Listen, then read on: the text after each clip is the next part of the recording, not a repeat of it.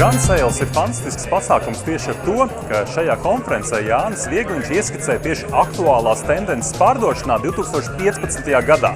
Un neviena cita konference to līdz šim Latvijā nav piedāvājusi.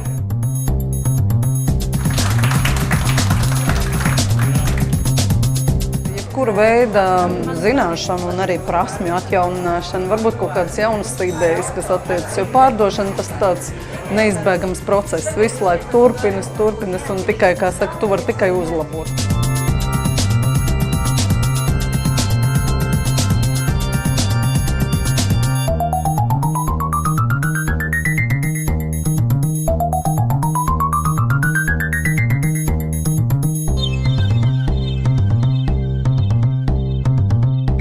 Lietas, kuras mēs varam šeit dzirdēt, nav kaut kur no gudras grāmatas, bet ir paņemts no tādas ikdienas prakses.